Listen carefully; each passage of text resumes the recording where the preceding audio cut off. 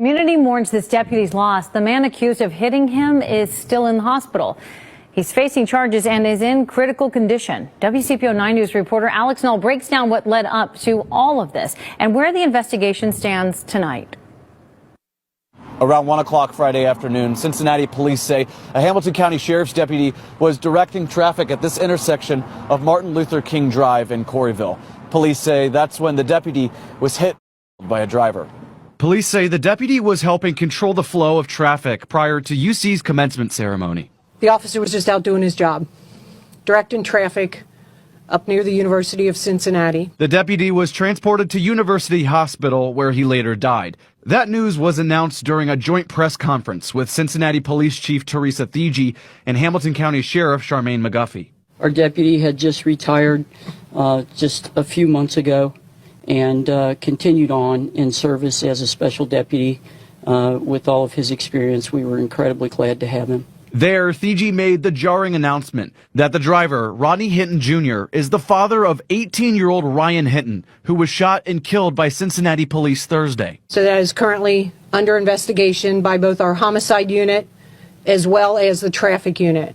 Police say Hinton Jr. has been charged with aggravated murder. He remains in critical condition at the hospital. The identity of the deputy killed was not released, but the sheriff says he was loved by everyone who knew him. I knew the man, and I knew what a tremendous, tremendous person he is, and what a tremendous loss we have all suffered. Thigi concluded the emotional press conference, assuring transparency with the investigation and leaving a message for the community. Let the processes play out. Let the investigations play out. Keep calm. Take care of one another. Alex Knoll, WCPO 9 News. And look, I'm going to say it over and over and over again. On this channel, we hold racist Caucasian people accountable, because if we don't, who will? And before I go off in this video, if you don't like black people, if you don't like black issues, if you don't like black talk, get to stepping. And if you've been following my channel, you already know I'm always speaking up for my people that's been murdered by racist cops. And it's never going to stop. I'm never going to stop mentioning their name. We got Mr. Robert Brooks was murdered by 18 correctional officers while on video. We got 22-year-old Messiah Nantwi was murdered by 15 correctional officers. Tell me when to stop. Sadly, I can go on and on.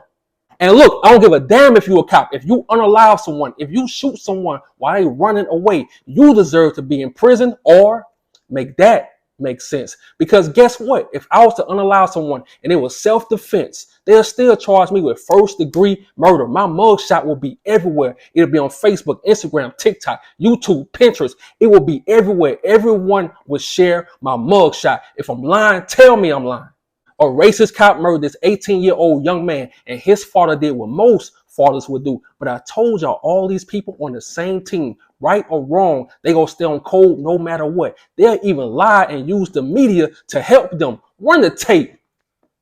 We are starting to get statements in from multiple elected officials. Hamilton County's prosecutor says, in part, the investigation is ongoing. But if the facts show this act was intentional, as the charge suggests, I will throw the full force of the law at the perpetrator. Ohio Governor Mike DeWine issued a statement a short time ago saying, in part, quote, I have been briefed on the ongoing investigation and am sickened by what appears to be an intentional act of violence. We offer our sincere condolences to the deputy's family, friends, and colleagues. And we're hearing from State Attorney General Dave Yost saying, in part, this loss, so close to the annual remembrances, is a cool reminder of the many officers who have made the ultimate sacrifice on our behalf. The officers, who protect our communities day in and day out, are heroes. And remember, this is all linked to yesterday's deadly police shooting in East Price Hills. So we're taking a closer look at newly released body camera video, which shows the moments leading up to Ryan Hinton's death. Cincinnati Police Chief Teresa Thigi tells us it happened quickly, saying the time between when the officers rolled up to the scene and shots were fired was just 6 seconds. CPD laid it out for us, frame by frame. The incident, as it played out, saying all 4 suspects scattered when 2 officers in marked cars drove up to a stolen car. One officer chased Hinton, who fell as he was trying to run away. When he did, officers noted a metal clinking sound. They suspected that to be a gun. Hinton then gets up and appears to run toward the other officer on the scene. And according to interviews, that officer said he noticed the suspect pointing a gun at him. Chief Fiji says the officer fired 4 or 5 shots, hitting Hinton twice. He adds that police attempted to administer first aid at the scene.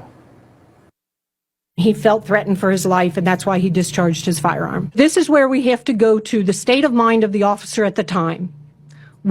Are they seeing, feeling, hearing? If they feel like their life or somebody else's life is in danger, they have a responsibility to stop that threat.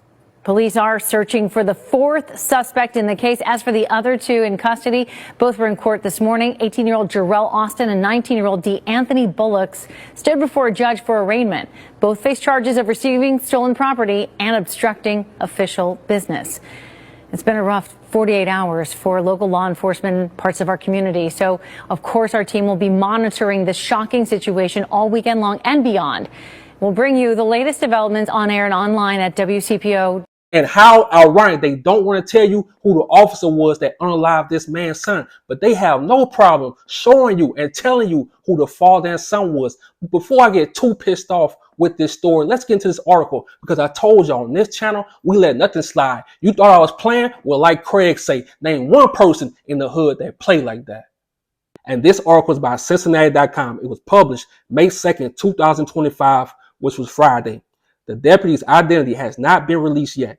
Deeds said he had recently retired from the Hamilton County Sheriff's Office and was working a special detail by directing traffic for the graduation.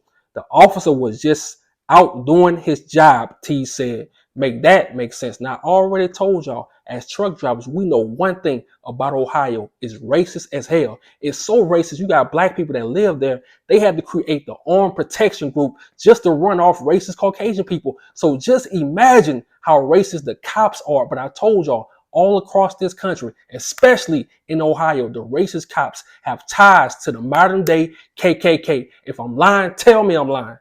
And I tried reading the rest of that article, but it was all BS. This father didn't wait. He didn't hesitate. The next day, after they murdered his son, he returned the favor. And in my opinion, it is what it is. The good must suffer for the bad. It is what it is. And see, you have to realize something with the media. They'll do anything to justify why they murder. The whole time they lying. They'll tell you the car was stolen. They'll tell you he had a gun on him. They'll tell you that he pointed a gun at the cop. The whole time, we got a picture right here. The dude was running away. Make it make sense. And not just that. They brought the father in for arraignment and had the audacity to try to intimidate that man. But he stood on business. Run the tape.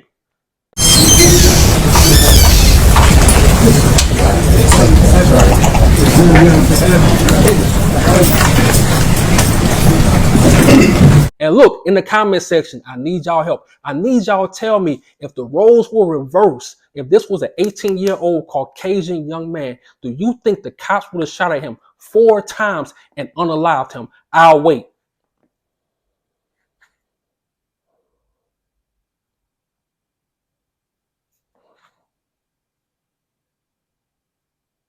See, the media will have you thinking it's the Bloods, it's the Crips, it's the BDs, it's the GDs. No, the most violent gang in this country, the cops, police, troopers, deputies, whatever you want to call them. Tell me I'm lying. And just look at these people, man. Look at their face. Look at all these deputies. Look at their face. They cannot look this man in the eyes because deep down, they already know he did the right thing. And I'm always telling y'all, sometimes you have to sit back, shut up, and use your common sense. I tell y'all this every time. Racist Caucasian people, they always, anytime they murder innocent people, they sleep well at night. It's no outrage. It's nothing. But once the rabbit has the gun, now they have outrage. Now they crying. Now they want to tell you about their faith in Jesus. And look, I don't have nothing against another race of people. I don't want anyone to be harmed. I don't want none of that. But you can't go around here murdering people that's running away from you and thinking, oh, you can just live on with life, or you can just retire. No, if I can't get you, some people not going for that. Some people can't go to sleep after you murdered their son. Some people can't go to sleep after you murdered their family member. It's not going to happen. Some people not letting that pass. And the next day, he went and got his lick back. It is what it is.